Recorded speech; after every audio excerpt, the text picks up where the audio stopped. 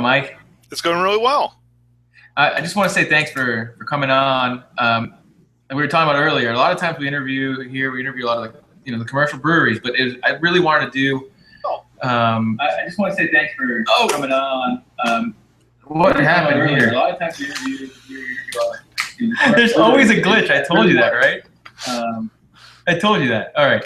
So a lot of times we always interview these commercial breweries, and we get into kind of a lot of stuff about their brewery, but I really wanted to scale it back, take 10 steps back from that, and get into something that you're an expert on, which is coming up with recipes, helping a home brewer produce clean, consistent beers.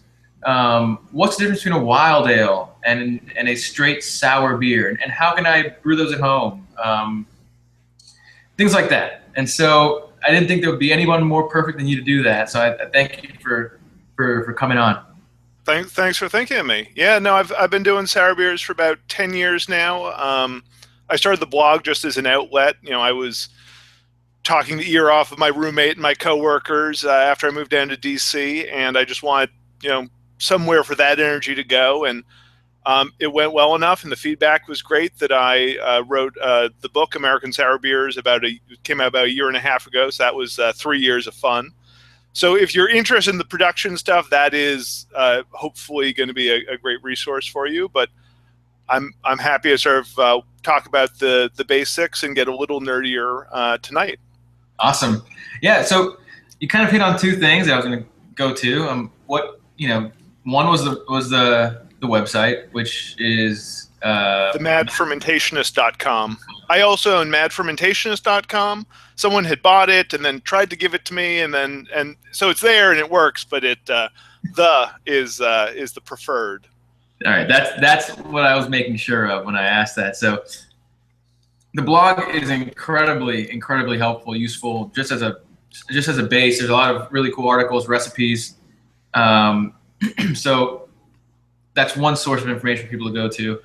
And like you said, the second source, and we'll do all your, we didn't even talk about this, but we'll do all your promotion now, so I want to promote it.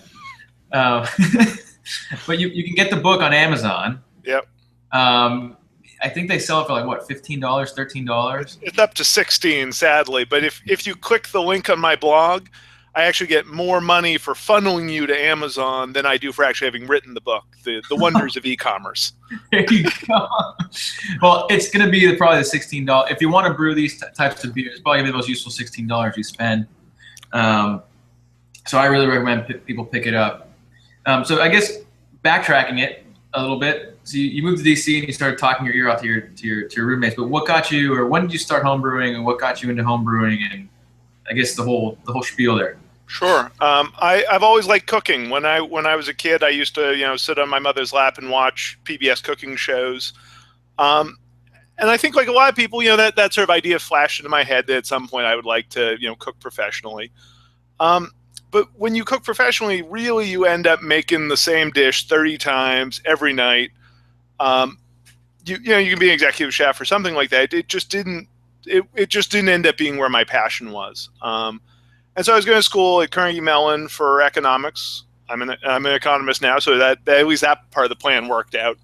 And I started getting interested in beer. My good friend Jason, we'd been friends since about third grade. Summer after we turned 21, had gotten hooked on Beer Advocate, and we were driving around Metro Boston looking for bottles of Dark Lord. Misguidedly, of course. Three Floyds was not distributing within a few hundred miles of there at that point, and even less so Dark Lord. But I got interested in beer. I was a big fan of Alton Brown's Good Eats, and he did a homebrewing episode, and that really, despite the fact that I have since learned there were a lot of mistakes in that episode, he adds hops at flame out and calls it dry hopping, and he adds grains and doesn't remove them, but it was the sort of thing, how it is hard to condense homebrewing down into 20 minutes, and it was enough to sort of plant that seed in my head. And a couple of friends of mine were taking a homebrewing class spring semester senior year through the college, a student-taught class.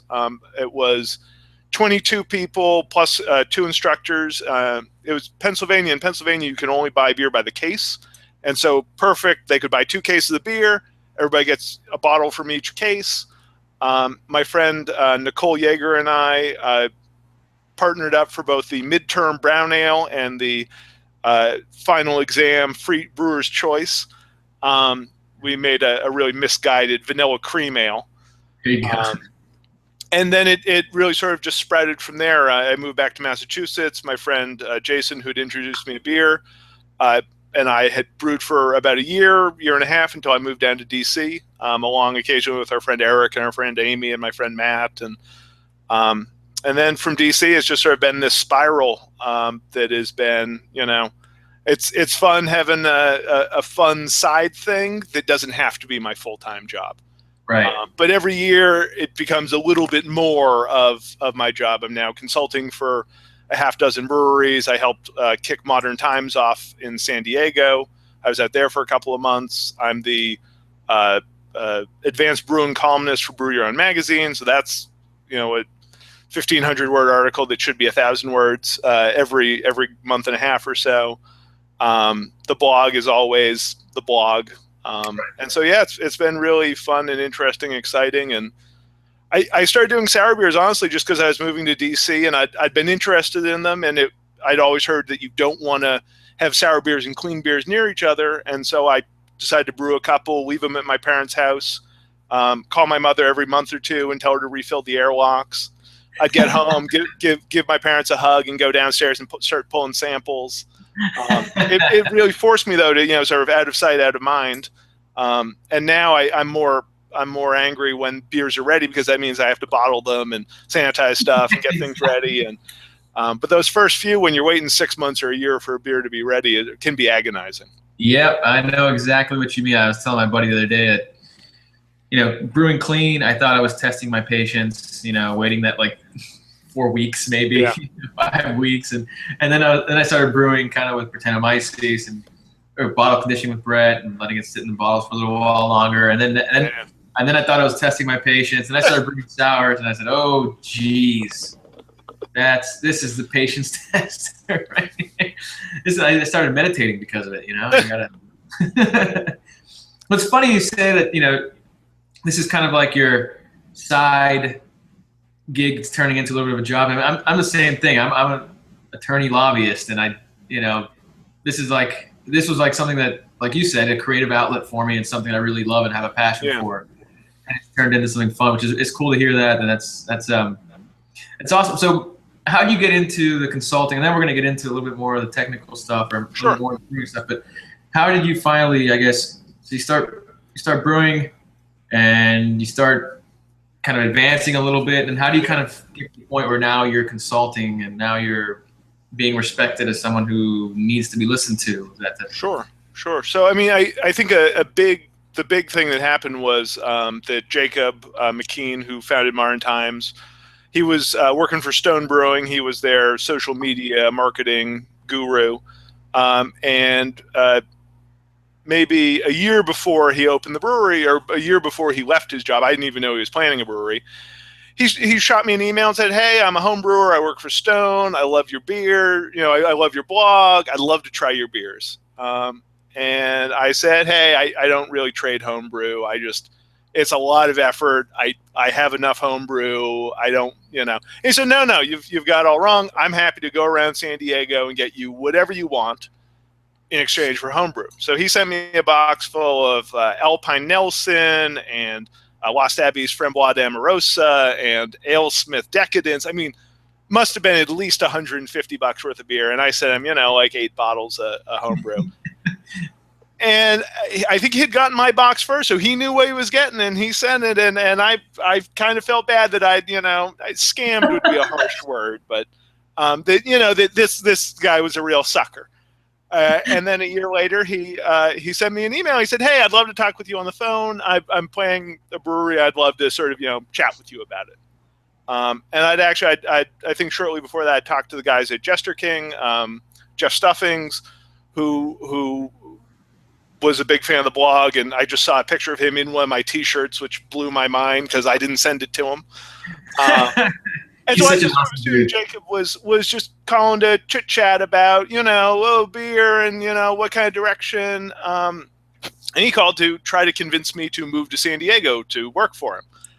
I had my now wife living in DC and a job and a house. And I said, thanks, but no thanks. He said, okay, well, how about you help me develop some recipes? And then, maybe maybe I convince you to come out here at some point.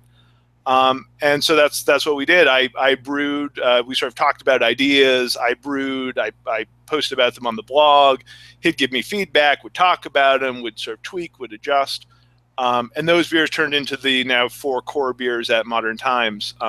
Some of them, Fortunate Islands is my baby. That is American wheat beer. Citra and Amarillo is almost exactly what it was. Some of the other ones, honestly, are very different. Blazing World, the IPA, it was a real learning experience. We wanted to do sort of, the original idea was Alpine Nelson meets Trogue's Nugget Nectar. Mm-hmm. And the trick there was that because it's a commercial brewery that we're sort of focusing on, scale, we had to have one base malt, we had to have one yeast. And so for color, I was doing pale chocolate. And the beer was fantastic early on when it was fresh. But even just like a month after brewing, it would fall off a cliff. And that pale chocolate would sort of heighten it. It was eating the hops, and then we switched to midnight wheat, and that fixed the problem. And those are just sort of those little tricks that as a home brewer, you might not notice. As a home brewer, you drink your beer pretty quickly. You're not, maybe not paying attention to those last couple of glasses. But as a commercial brewery, you have to really worry about how your beer is going to be, not just in a month, but in 2 or 3 months, and not, under pressure or cold in your fridge, but in bad situations out there in the world. And knowing that San Diego now has more than 100 breweries, you may only get one shot with somebody. Sure. If somebody picks up a 4-pack of your beer and it's not good, you may not get another shot at them because there's so many other options out there. And really that has sort of, I'm sure the book has helped cascaded into some breweries that are established, they're looking to get into sours calling me, and then some upstart breweries looking for, recipe advice. Maybe they're hiring someone who has a background in brewing lagers, but they want to brew Belgian styles, and I'll work with them. And one of the things I've always tried to do when I write is to not be a neutral reporter. Even when I wrote the book, when I'm talking to other brewers, I edited the sections and the general flow of it based on what I agreed with. So if someone was saying something that I knew was patently false, I'm not going to include that. Sure. And the same way, and that's part of the reason the book doesn't have many clone recipes. Because if you simply take someone's recipe, particularly for sour beers, if you take Russian River's Temptation recipe and you want to make it at home, but you don't have their microbes, you're not going to age it in a barrel, you don't have their temperature control, I feel I'm just setting someone up for disappointment, saying, well, here's the recipe, just brew it and put it in a carboy and throw in a half a cup of Chardonnay. And I mean, you have to start adjusting like that. You can't, you don't have a barrel, but maybe you could dose in Chardonnay. Maybe you don't have their microbes. Maybe you could use their, bottle dregs from one of their beers. Maybe you don't. And that's, I really am trying to make people brew good beer because that's what really counts in the end. Right, and especially nowadays, like you said, there's all these breweries. Home brewing has become so important in kind of cultivating these really kind of phenomenal smaller breweries. Oh yeah. People going from, let's just say, for example, an economist who loves to home brew, and all of a sudden he's got the right opportunity to open shop, and now an economist turned into a full-time commercial brewer because he was paying attention to the details that you're trying to teach people to pay attention to.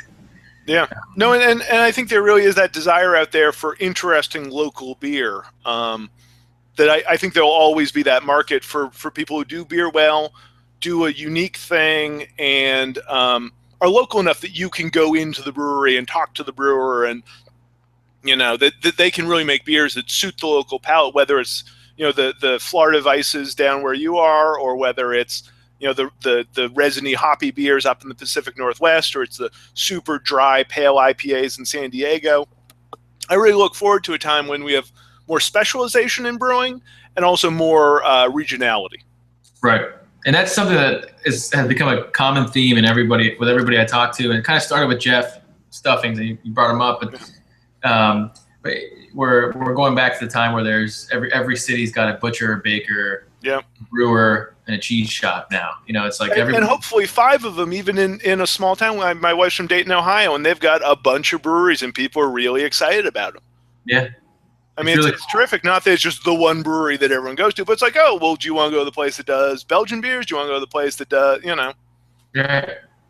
So you mentioned something as you were talking about your experience with Modern Times, the tweaking aspect, right? And so it's something that's really important. And I think that in order to tweak, you kind of have to have an understanding of what you need to tweak. And so I've read some of the stuff that you like to start out with a focus, right? I mean, I want this beer to have a pillowy head. I want this beer to have this color, this kind of aroma, this kind of mouthfeel. So you start off with this kind of premise, right? That you establish, this is what I want in all the senses. Yeah. Now, for someone who's just starting off with recipe creation, right? Someone who's not taking a clone recipe, right? Or taking a recipe from your website and saying, I'm going to brew that. Yeah. They come up with a recipe and they go, okay, this is good, but it didn't have the mouthfeel I wanted. Just as an example. Yeah. How would you tell someone or teach someone how to start understanding what it is they didn't hit that they wanted to hit, and then how do you start understanding how to tweak that? That is the $1 million question. I mean, that is what the craft of brewing is all about. Sure. I think it starts with what sort of recipes you brew. If you start out brewing recipes that have 6 or 7 malts, 5 or 6 hops, a blend of 3 yeast strains, it's going to be very difficult to learn anything because you won't know where those flavors are coming from precisely or how they interact. And just sort of as a general way of illustration, when we were developing the Black House recipe for Modern Times coffee stout, we initially started with Maris Otter. The idea at first was to brew sort of the most, this is what we want recipe. But after 2 batches, we'd pretty much dialed it in. But we didn't want to use Maris Otter. We couldn't have a silo of Maris Otter and a silo of American Pale and a silo of Pilsner. Right. And I didn't think that would be a problem at all. I mean, we had 6 malts in it. We had a bunch of chocolate malt. Let's just switch to Pale American 2-row, the same stuff we're going to be using in the IPA and the hoppy wheat beer. It completely changed the character of the beer. It went from being this complex coffee, mocha, chocolate, toasty to this sort of one-note coffee. And that's the sort of thing that I never would have expected. Despite the fact I'd been brewing for 6 or 7 years, at that point I'd done a bunch of stouts. One of the ways you really learn is by subtle tweaks. Sure. So I would suggest that people start out with, I mean, if you want to be a great brewer, just start with base malt. Base malt and 1 hop. Smash recipes. Once you figure out what kind of specialty malt, what sort of base malts you like, start blending in 1 pound of a specialty malt. Hey, what does American 2-row plus a pound of Crystal 60 taste like? How about a pound of Victory? How about a pound of this? And then you really sort of build up from there. And we'll get into this with sour beers. Part of the problem is that taste and aroma in particular are amazingly complex. And 1 + 2 does not equal 3 in many cases. Sure. There are a lot of aromatics in sour beers that a little of it tastes like one thing, and a little more doesn't taste like more. It tastes like something completely different. And that's the real trick with a lot of these things. Blending, again, is a big help, both for sour beers, but also for clean beers. I mean, you really can play with, hey, you've got a Pilsner and a Schwarzbier on tap. Try blending them. Do you get a Dunkel somewhere in between, or do you get something completely different? And those are sort of tricky things. I mean, mouthfeel in particular is very much influenced by perception. How do you think the mouthfeel is going to be? How is the carbonation? It can be influenced by water profile. Calcium chloride in particular, can improve mouthfeel. Proteins can improve mouthfeel. Dextrins can improve viscosity, but not necessarily the sort of the heft of the body. Sure. Beta-glucans may or may not improve body. These beta-glucans are soluble starch, soluble fiber that you get in rye or oats, something like that. So it becomes very tricky. And to me, part of that is that learned experience, and then part of it is not boxing yourself into a rut too much. I think when you're starting out, it's a good idea to start with sort of that focus. Okay, I'm brewing an English bitter. Use malts and hops from England. That's sort of the easiest way to start. But then eventually, you might figure out that, like I did, I stole a move from the Livery up in Benton Harbor, Michigan. They do English Simpson's Extra Dark Crystal in a bock. And it works perfectly because it's got that rich toffee with just a little bit of roast. So you can sort of use it without, craft a special or something like that. You eventually learn, by sort of stepping out of your comfort zone, maybe brewing a clone recipe, maybe brewing a really reputable beer from someone else. I'm actually drinking right now. This is supposedly the recipe from Ufleku, which is the oldest brew pub in the world in Prague. Right. They do a Tmave Pivo, a Cern, a dark lager that's kind of like a Dunkel, kind of like a Schwarzbier. I've had it in the pub. It's awesome. So, and that's the question. I've never had it. And the recipe I have, I don't know how reliable it is. It called for 13% Cara Munich, 5% Carafa 2, not the special. And it's pretty intense. It's a kind of coffee roasty, really bready malty. It's not the sort of recipe that if someone had told me to sit down and write a recipe for a dark lager, right, I wouldn't have brewed this. Right. But a beer with a great reputation. I've never been there, so I'll never, I haven't had to taste it. Maybe I will someday, but if I want to taste it, I can, bring it to me a little bit, but then I don't know where it is. And I've talked to a couple other people who know Czech dark lagers, and they think it should have been Carafa Special, that probably the Cara Munich was a little too high. It's still a delicious beer. I just don't know how close it is to sort of the authenticity. Sure. It's also teaching me a lesson that, hey, 13% Cara Munich in a dark lager isn't way out of bounds. And honestly, as a winter beer, it's a little thicker, a little richer than I expected it. But it's perfect for, a cold night. Sure. So yeah, you brought up a kind of cool concept that I've done a little bit of. You brew with single base malt. And, for example, I got a hop sent over to me, Harillo hops, and I had never used them before, never had them before. Yeah.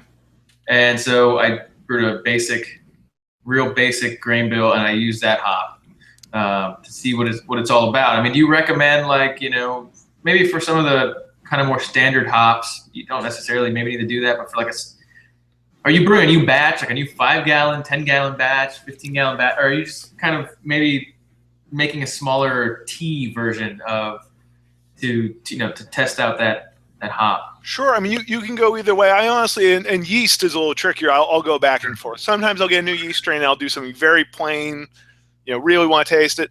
And then I'll get bored of brewing plain stuff. And sure, it's a new yeast strain I've never used, but I'm going to throw a bottle of New Zealand wine and a bunch of hops in, and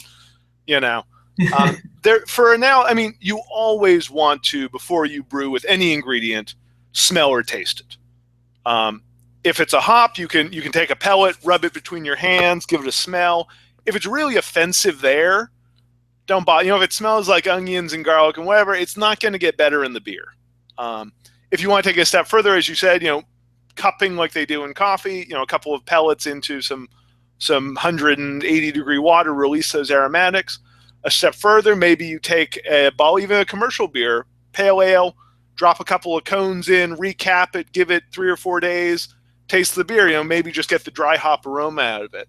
But then at a certain point, you're right, you do have to either brew a 5-gallon batch or a 1-gallon batch, or I've done a few split batches where I make 5 gallons of wort and then I divide it into 5 different growlers and do different hops or different sugars or different yeasts or different whatever. Sure. And those can be really fun, but again, it all comes down to how these things all work in concert. And that's sort of what I was saying about specialization. I think that's how great breweries get to be terrific breweries. They don't chase every single new ingredient and every single new style.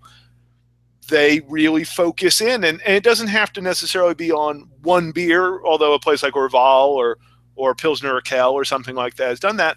For a lot of American breweries, it's focusing on an idea or a concept. We're going to do all hoppy beers. Sure, we can't get enough Citra to do, our 6,000 barrels this year, but hey, we're going to make this great base IPA, and sometimes it'll be Citra, and sometimes it'll be Mosaic, and sometimes it'll be some new experimental hop, and sometimes it'll, but you learn how hops and malt interact and how your yeast interacts and the timing of the dry hopping and the water profile in a way that you can't learn if you're trying to open a brewery that's doing a Pilsner and a bourbon barrel imperial stout and a sour beer and a chocolate and that's fun. And as a brew pub, I mean, you do have to have some variety, but even as a production brewery, I'd rather see a place really have a focus. And even as a brew pub, I'd rather have them see, okay, well, we're really going to focus on culinary beers. We're Jack's Abbey up in Framingham, Massachusetts does lagers. Right. But they do a 15% peanut butter and jelly imperial porter, and they do a 3% alcohol Berliner Weiss with lager yeast. I mean, it's all lagers, but they can do a huge range with them. I think both in terms of getting better, but also in terms of your marketing. I think people really respond to, and that's partly what I'm riding on. I'm the guy who knows sour beers. I'm the guy who, people come up to drink my beer at a homebrew club meeting, and they know if it's a sour beer that they're expecting it to be delicious. Or if I was just some random person saying, "Hey, try my sour beer," you might not have a great impression going in. Particularly if I said, "Oh well, it was supposed to be a brown ale and it tastes a little weird, so I think it's pretty good." You could have the same beer with that description and with this is a beer that's meant to, be reminiscent of the combination of cherries and chocolate. And, yeah. A lot of that is, even as a homebrewer, it's marketing, and it's selling what you do as, intentional and what you do as this is what the flavors you're expecting. And there you are, there are those flavors. Yeah. Yeah, I agree with you 100%. That's a huge aspect of it, especially now again with all the new breweries opening up. I kind of want to transition into sour beers. Yeast and bacteria. I thought that was a good point to do that. And I know that before we kind of get into, I guess question number one is Brettanomyces versus Lactobacillus or Pediococcus. What can I expect? What can people expect? Sure. Well, the difference is one is a bacteria, one's a yeast. Yeah. Beyond that, flavor profile-wise, is there characteristics that you're going to find in one versus the other? Sure. And completely different. Brettanomyces is not going to make, quote-unquote, a sour beer. I mean, all beer is acidic. All beer is pH below 7. Most clean beers, most beers without Brett, without Lactobacillus, without Pediococcus, are going to be in the 4s. 4.1, 4.2 at the low end, 4.7 or so at the high end. That's going to give you a beer that is not sour to most people's palates. It might be crisp and refreshing. It might be quenching, but it's not going to be puckering, sour, acidic in the way that lemonade or buttermilk or any of those sour ingredients would be. The same is true for Brettanomyces. Brettanomyces really will not drop your pH much below 4 on its own. Extended aging, particularly in the presence of oxygen, Brettanomyces can make some acid, acetic acid vinegar, a very small amount, and it is pleasant, tart, refreshing. Too much and really does get vinegary, sharp. Brettanomyces will also take the acetic acid and combine it with an ethanol molecule, ethanol alcohol, and make ethyl acetate. Ethyl acetate, which is like nail polish remover. It's that real strong solvent. And that's one of those that just a little touch of it is pear and fruity and nice. If you go over about a little bit higher than that, it gets nail polishy and solvent and pretty unpleasant. Lactobacillus and Pediococcus, on the other hand, really don't make very many interesting flavors. Bread is what's giving you the horse blanket, or is it illegal knockoff version of my book called it Stallion Cover. And fruity, pineapple, the real guava, all those weird flavors. That's Brettanomyces. Lactobacillus and Pediococcus, really the only stuff we want from them is lactic acid. So again, the same acid that's in yogurt or buttermilk or sauerkraut or a lot of those things. Lactobacillus is very quick. It can make a lot of acid very quickly under the right circumstances. It likes warmth. It likes no competition. It likes simple sugars. It likes heat. It's happiest about 110, 115 degrees Fahrenheit in most cases. Although now some labs are releasing Lactobacillus plantarum strains that like it more like 80. And honestly, within 24 hours, you can have a really sour beer if that's what you want. If you pitch a big pitch of Lactobacillus and hold it at the right temperature. The problem there is that as the pH goes lower, bread is okay. It will ferment fine. The attenuation may even go up, but it will stop making some of the more interesting esters in a lot of cases. The pineapple, the juicy fruit, those sorts of things. Sure. So Lactobacillus also very hop sensitive. When people talk about the preservative value of hops, it's against Lactobacillus in most cases. Pediococcus is sort of the opposite. Pediococcus goes very slowly, but it's also almost unstoppable. Some strains can ferment starches. It doesn't care about hops, although you really don't want high bitterness with high acidity. That's a real difficult flavor combination. The problem with Pediococcus, other than the slowness, but bread is slow, and so that's fine, is that it makes a lot of other compounds you don't want. So it makes diacetyl, which is the buttery flavor. Right. They give you a real movie theater butter flavor. It can make exopolysaccharides, which are just long chains of sugars that make the beer, the sort of classic term is sick. Ropey, viscous. It's amazing. It looks like almost shampoo when it's at sort of full bore. Gloppy, gelatinous almost, really gross. There's some funny videos online of people opening bottles that have gone ropey again. Often beers will go ropey once in the barrel, and then if it gets warm again, they'll go ropey again in the bottle. And so those are really sort of the main players. Although there have been some really fun studies where people have done analysis on what is in spontaneously fermented beers, and we'll get into wild beers in a little bit. Allagash, Cantillon, and it's not just 3 or 4 different species or strains. It is a whole slew of microorganisms, right? And that's what tends to make those beers unique compared to other beers. Yeah, it gives them that terroir. I mean, I was talking again. Jeff keeps coming up. Jeff Stuffings, and he was telling me this the study that they had performed on atrial, and there was hundreds and hundreds of different strands of pick your bacteria or yeast. It's amazing, and it's cool to see these charts. You can see something's just a little bit, and then it comes to dominate, and then it goes away again. And and even if you just take a one snapshot in time and get a few dozen, there's a lot more that were active 6 months earlier and 6 months later, and that's part of it. I mean, it can be really fun to brew with the dregs from a bottle of sour beer, but it's not necessarily the case that what's in the bottle is what was responsible for the character that you're drinking. Sure. And a lot of labs, if they just isolate that Brett that's best at the late stage, that may not be the overwhelming constituent of the beer. And there are some very good beers, and I've made some very good beers just with cultured microorganisms, but having that real, again, commitment and specialization is important if you really want to do these terrifically. Right. So you were talking about temperature when you were describing, the bugs love it, a lot of heat, 115, 80. When you've got something that you're like, let's say you're doing 100%, the yeast that you're using is 100% bread. Mm-hmm. And you've also got bacteria in that beer. What kind of temperatures are you keeping that beer at to ferment it from the start? Brett is a lot like Saccharomyces. It's a lot like brewer's yeast. It has a huge range to it.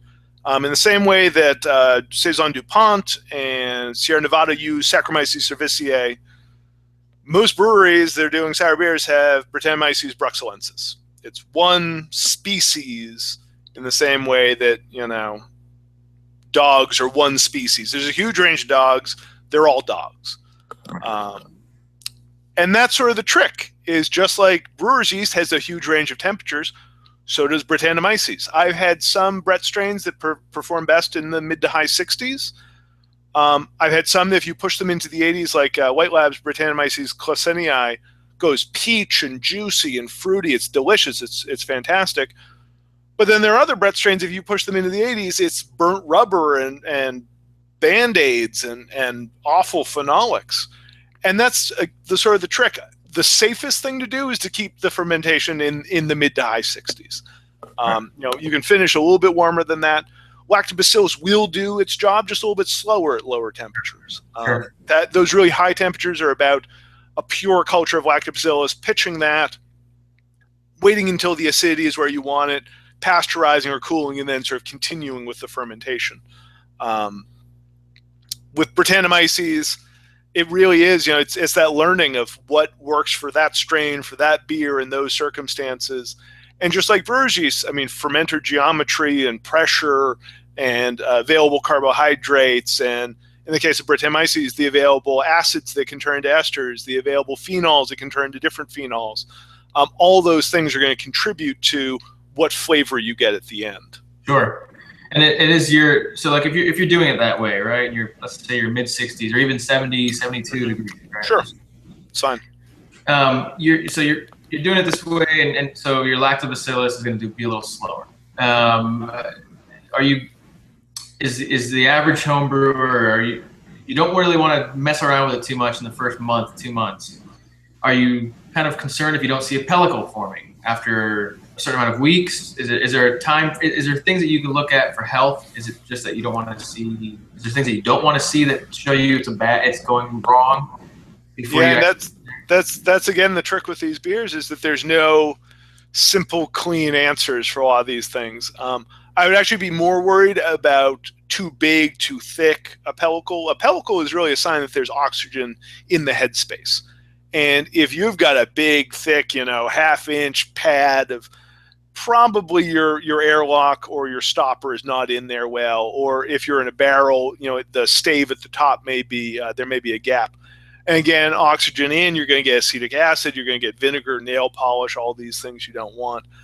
You don't want to see any weird colors. If you don't want to see purple unless there's some sort of purple fruit in there. You don't want to see green unless there's some dry hops in there. You don't want to see black. You just want to see white, beige, cream, anything in that sort of tan even flavor, color spectrum. You're fine. I wouldn't, some of my beers, honestly, with a good stopper, a good airlock in there, the most they ever get is sort of a spider web kind of over the top. In a carboy, I'm honestly not that worried about the pellicle or breaking the pellicle or any of that stuff. In a barrel, you're always going to have some oxygen in the headspace. Having that pellicle, that layer of cellulose and yeast cells and pediococcus and whatever it is, probably valuable to have some sort of barrier there, stop the oxygen from getting in, stop oxidative microbes from really taking hold. But in a carboy, it's really not a big deal. I keep an eye on it, pull a sample every once in a while. Again, vinegar, nail polish, those are most of the flavors that I'm really worried about, because those don't go away. I've had beers that a year and a half old even tasted like sulfur or baby diapers, and that was pretty close to dumping, and held on to them, and they really turned a corner. Part of sour beers is just learning when to act. So, for example, Brettanomyces doesn't really need fermentable sugars to do its thing.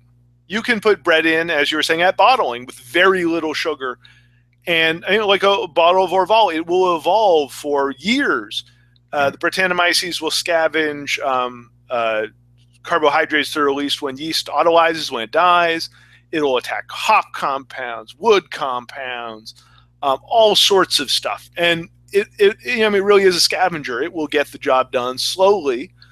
But Lactobacillus and Pediococcus will not. They need fermentable sugars to make lactic acid. They need sugar on one side to go to lactic acid on the other side of that equation. And as a result, if you take a gravity reading and you're down at half degree Plato or 0.002, and you aren't sour enough, you need to feed it. You need to give it maltodextrin. You need to give it fruit. You need to give it something that's complex. Fruit, in the case of fruit, simple sugars will provide its own acid that will really feed that fermentation. Sure. And that's, again, you have to sort of figure these things out. Okay, at what point, I got an email earlier today from someone who was freaking out that his beer wasn't tasting great at 6 months old. That's fine. Don't worry about too much. He had plans to add more wort and maltodextrin and more microbes. He was going to put more oak in it, and that can be a really easy reaction when you're first starting out with sour beers. But you really have to, instead of messing with that one you have going, get another one going. Sure. Different microbes, different starting gravity, different hopping, different oak, and really build up that pipeline to allow you to either blend or that, maybe that, and I've done this before. I've had a plan. Oh, this beer is going to get rhubarb. Taste the beer. Okay, it's way too sour already. Rhubarb is not the answer for this one. Rhubarb is going to go in that one that's not sour enough. This one's going to go on its own, or it's going to be blended in here. And building up that sort of backlog of beers that are close to being ready is sort of one of the essential things about brewing great sour beers. It really gives you the freedom and the flexibility. Don't put these beers on schedules. Don't say, well, I'm brewing it today, and a month I'm going to rack it to secondary, in 6 months I'm going to bottle it, and 9 months it has to be ready for that competition or that wedding or that whatever.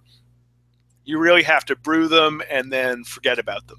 Sure. And having that pipeline built up really helps, because you can just focus on that beer that's going to be ready in a month. The one that you brewed a year ago that is tasting great, and not on the one you're brewing today, and not thinking about, oh God, why, I'm not going to be tasting this beer for 18 months.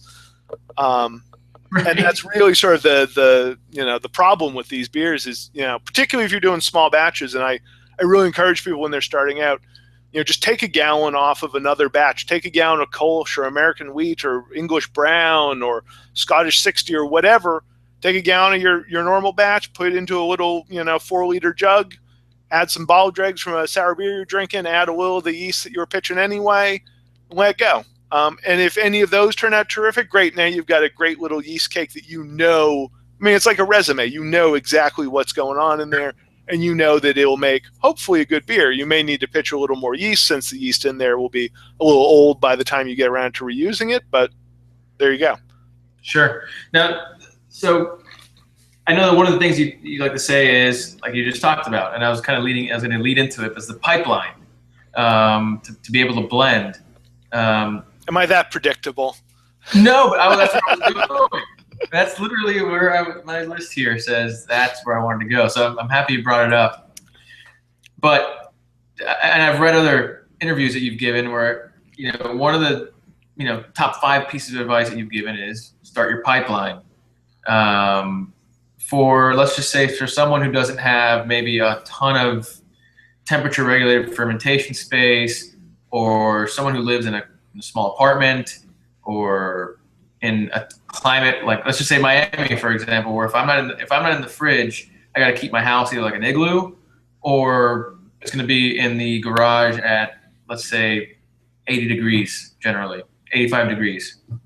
Sometimes in the summer it gets to 90. When I ferment DuPont yeast, I let it get up into 95, 100 degrees, and I love that thing. Yeah. So for someone that doesn't have the space to keep a nice, I'm going to keep all these at 75 degrees. What do you recommend? I mean, is there a way to get that pipeline going where I may be throwing a couple carboys in at 80 degrees? Is there, so I mean, there's 2 sort of general options. One, particularly if you don't have a lot of space, but you live in a more temperate climate, is find somebody who does have some space. These beers are going to sit there for a while. That's what I was saying. I mean, why move to DC? Not only did I brew some beers and live with my parents, I would brew in DC and put the wort or the beer, if no police officers were watching, electrical tape up the top and drive it up to Massachusetts and stick it in the room off their garage that always stays pretty cool because it's Massachusetts, and that would sort of be it. You certainly can have variable temperatures. I mean, a lot of the classic lambic breweries do not have temperature control. Europe tends to be a little bit more moderate temperature-wise. It's about timing, as you're doing with that DuPont, not starting a sour beer in the height of summer, starting it when the weather's a little bit cooler. And then if it gets a little bit warmer, a little bit cooler, later or earlier, that's not a big deal. 80, 85 is about as high as I would go. But honestly, in a carboy where you're not having that free exchange of oxygen, it's less critical. I'd be much more worried about barrels. honestly, I have two 60-gallon barrels in my basement. I'm not a huge advocate of barrels for homebrewers. It's a lot of all your eggs in one basket. I would much rather see people have 10 5-gallon carboys in one 50-gallon barrel. Sure. Because that one barrel, if you've got a stave that cracks, or you got that airlock run dry, or whatever, you might be in trouble. And particularly with heat, be very careful, be very mindful of that airlock, be very mindful of making sure that stopper is really in there well. Be mindful probably of even pulling samples in the summer, because every time you pull that stopper off, oxygen's getting in. Probably not enough, once or twice to cause a problem, but everything you can do to sort of keep that in stasis, the better. And when that airlock's on, no oxygen or very little oxygen's getting in. Sure. So it's doable. And then I guess this is a whole subject we could probably talk an hour about, but blending is going to be, it's a very subjective thing, right? So, I mean, people are going to kind of blend what kind of appeals to them out of these beers. Maybe, a little bit of this one, a lot of that one, a lot. So, yeah, no, and that's sort of in the book. I mean, I have a chapter on blending, and that's sort of what I say. I mean, that's the chapter that you can teach someone the least remotely. And that's really a topic that it's about your palate. I mean, there are certainly techniques to how you might go about composing a blend. So, for example, I blend on a little gram scale. So I can blend by weight. And so I know this is 20 grams, this is 10 grams, this is 15 grams. If you do a 50-gram blend, then pretty easily you double whatever the grams were, and that's your percentage. Taking good notes, starting over a blend with each blend. There's nothing worse than, oh, that's good, a little splash of this. It's closer, a little splash of that. Okay, oh, that's perfect. What's in the glass? At that point, you have no idea, because you've now had 3 sips, and each sip, took a different percentage out, and right. And really, you can certainly start playing around with different flavors. Taste all the beers, but at that, when you get close, you really have to, dial it in. And those are the sorts of little things that everyone will have their own method. I have my own methods, but you really learn by doing. And don't worry about getting there. Learn about getting those beers going, and then trying to figure out. And it's not just blending, but figure out which beers would be better with fruit and which are better without fruit. Which are better as part of a blend, which are better on their own. Brewing great sour beers is a lot about self-editing. I have a lot of people. I give them a couple home brews, and they really wow, every beer you do is a hit. It's terrific. What it is that I'm not serving people that lambic I made 8 years ago that tastes like turpentine, or that that imperialized Berliner Weiss that just is not, it tastes weird and off, and like Cheerios and whatever else. Right. Or that one from the apple brandy barrel downstairs that tastes like vinegar. You have to, and that's again the advantage of being a home brewer. Right. I don't have to eat that profit. I can just dump that beer or wait on it and see if it turns around. I don't have to have 100,000 square feet of warehouse space to hold on to 55 batches that are probably maybe never going to turn around. Sure. So how many carboys does someone like you have sitting around full of beer? It's not a crazy amount. I've got the 2 big barrels, and I've probably got, I don't know, at the moment. Well, so at the moment, one of the barrels is mostly empty. My buddy Nathan Zender from Right Proper and I have 2 Solera barrels, and he's now got two breweries and 1 kid and another one on the way. And I just racked one of them out. It was getting a little bit sharp, and I just decided I'd fill kegs. So he's got 5 kegs, and I've got 5 kegs, I think, of that. And then for a while I had a bunch of 1-gallon carboys that were filled with different honeys for sour beer. I don't know, maybe 8 or 9 carboys at the moment. It's not a crazy amount. And honestly, now that I'm doing collaborative batches, I was just down I was down Columbus Day Brewing at Commonwealth Brewing in Virginia Beach. And slick tip, always bring down a carboy that's already cleaned and sanitized with you. Brew a collaboration beer. I've got a few gallons of sour brown wort that we brewed. And so it's not even that I've brewed all the beer. It's funny. I love sour beers. I now have a 10-gallon system, and so I do a lot of split batches. I'll do 5 gallons of wit and 5 gallons of sour wit, or 5 gallons of saison and 5 gallons of. But honestly, a lot of the stuff I've been brewing lately, I've just done a streak of lagers. I've just done. I've got a couple of strong beers on tap. I really take advantage of being a home brewer. Sure. Yeah. Not having to have the same thing on or the same thing going. So I have a bunch of carboys down there with sort of pale sour beer working towards. I certainly won't call it a goose, but some sort of pale sour blend. And my scam with those is normally I invite a couple of friends over and tell them they can blend their own. Yeah. In exchange for them helping me to bottle, 40 gallons of beer. You get a gallon all to yourself. But it's also, it's fun for everybody, because then I get a couple of, I get a 6-pack of, hey, what this person would have blended, what that person would have blended. I get some very different palates and very different ideas. And then a whole bunch of the beers as is, and you can always break them out and try them. Hey, did this, because beers really change after you blend them too, and that's the real trick with that. Right. And it's why some place like New Belgium talks about why they flash pasteurize, and part of that is because they can lock in what the blend is. They don't have to worry about that one's a little sweeter and one's a little drier, and if you let those microbes go work, the whole thing would dry out and create excess carbonation. And they sort of they get their panel together and they taste exactly what it should be, and they flash pasteurize and they package, and then you can have something that's very close to what they were drinking on blending day. Yeah. To me, that misses a lot of the fun of sour beers. So much of that fun is the vertical, is the buying 6 bottles of something and seeing how it is fresh and how it is a year and 2 years and 3 years and 10 years.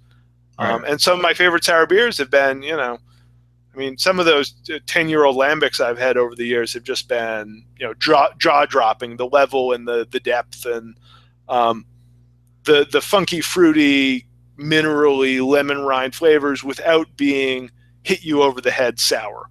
Sure. And I really hope that's something American breweries start embracing, is sour beers do not have to be harsh or sharp or a challenge to drink. The early days of IPAs and double IPAs, it was all about bitterness, 300 IBUs, kick you in the teeth, bitter.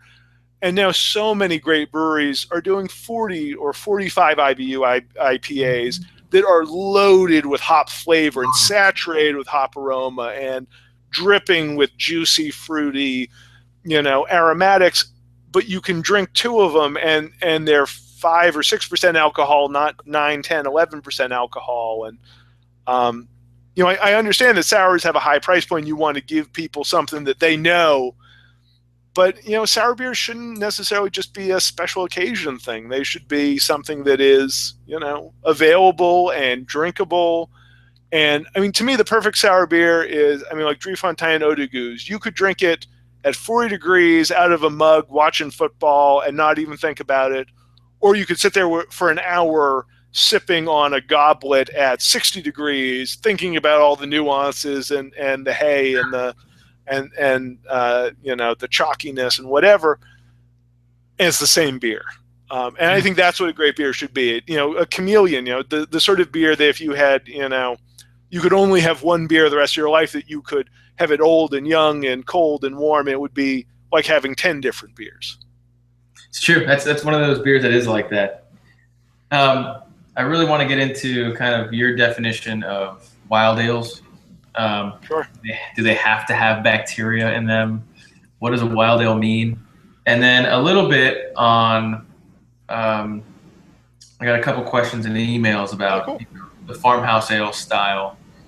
And we were talking about a little bit beforehand how kind of varied it is. Mm-hmm. And so I guess we'll kind of close it on, I guess kind of the bullet points I really wanted to hit on. Sure. Is, how do you define a wild ale? What is a wild ale? How do you maintain, like, if you find that a beer that you really like that uses these yeasts and maybe not bacteria, but even, let's just say Brettanomyces, a certain strain of Brettanomyces, you have a culture going, and you want to maintain a kind of similar taste, and you don't have the space to be able to make blends. Sure. Can you do that with wild ales? Sure. Can you kind of get a character going where when your friends come over and they ask you for whatever the name of that beer is, Farmhouse Ale 1 or Wild Ale 1, they know it's going to taste like Wild Ale 1 tasted the last time you brewed it. So I guess first a definition that you would make, that you would give for these styles, and then talk a little bit about maintaining consistency from batch to batch. So I actually consulted on the BJCP, the Beer Judge Certification Program, new American Wild category. And honestly, I don't agree with their use of the term. To me, if you are using exclusively microbes that you purchased in test tubes from a yeast laboratory, you are not brewing a wild ale.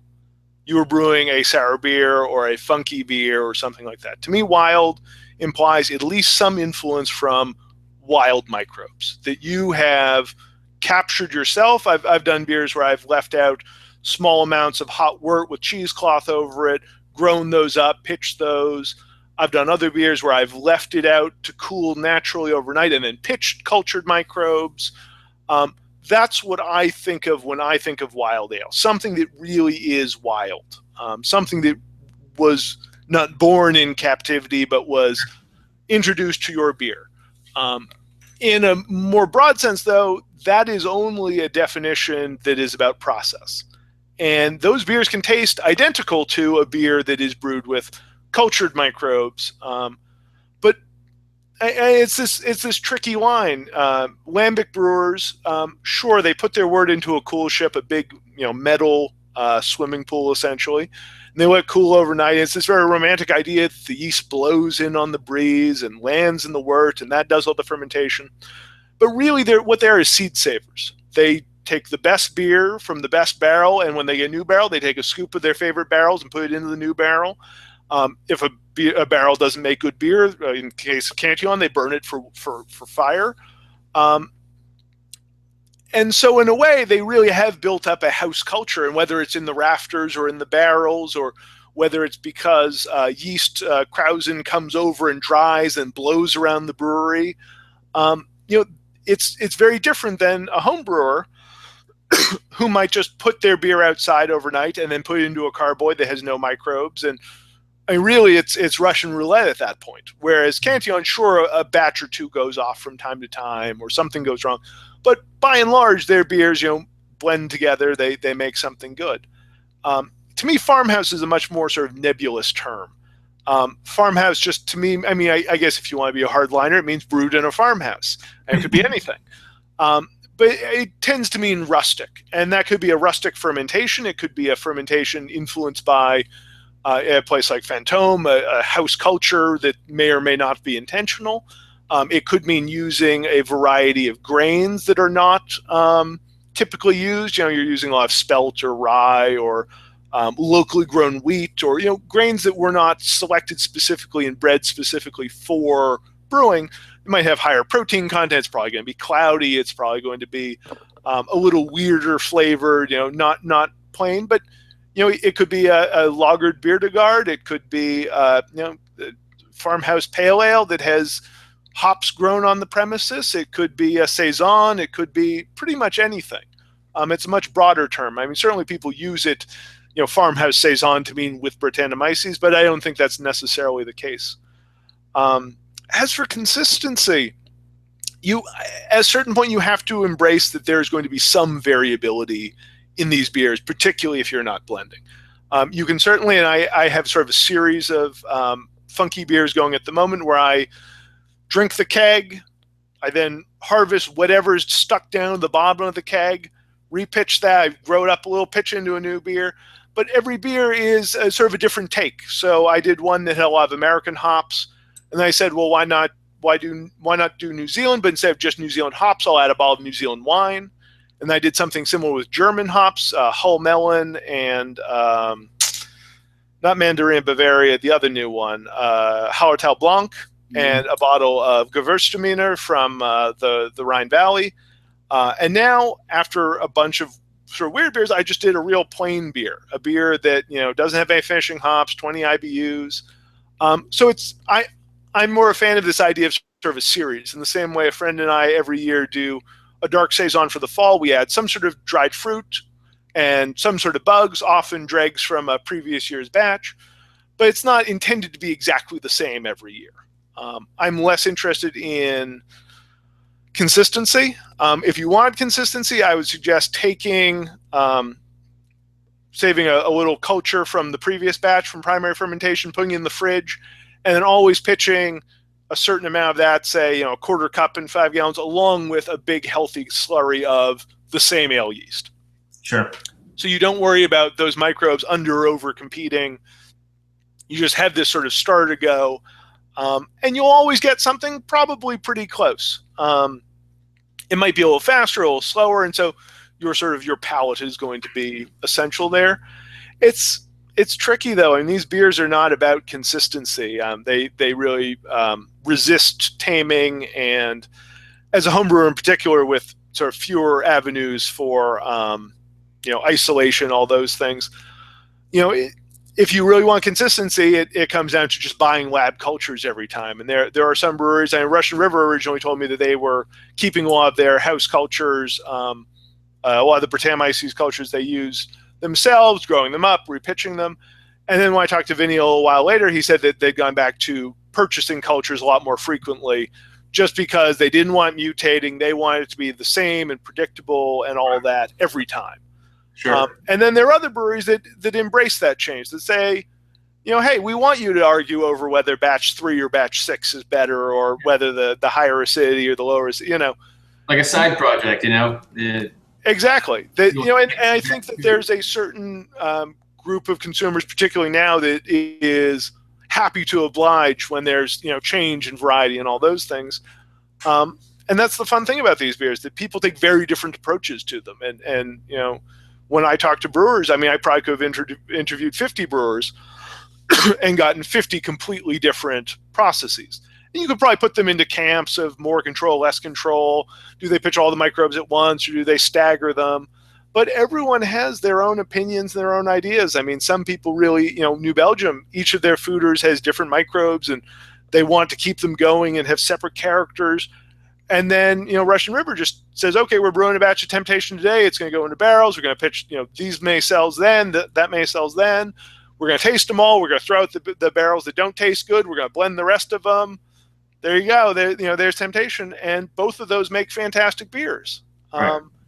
And as a home brewer, that's sort of the fun of it, is you can figure out exactly what process works for your temperatures that are available, how often you want beers, how much of them you want. We had great fun with that Solera. So 60-gallon barrel, every year would pull 20 gallons. We'd do 5 gallons plain, 5 on fruit, 5 dry hopped, and 5 wild card. So we did elderflowers, we did chrysanthemums, we did, one year we did acorn squash and cinnamon and nutmeg. And then we'd bottle them up. And so each of us every year would get 4 cases, so 1 case of 4 different beers. Sure. So again, I'm not advocating a big barrel, but that was the best way for us to use it, because there's no way we were going to drain out 60 gallons and refill 60 gallons every year. That's too much beer. And you always get this sort of evolving blend where you're pulling some out, and so you're putting it in. And so there's some beer that's now been in that barrel for 5 years, and some that just went in a year ago.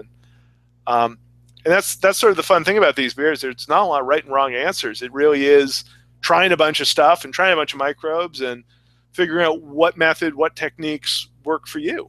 Sure. Now, so I guess the takeaway is, I guess distilling it down is, brew a sour beer tomorrow.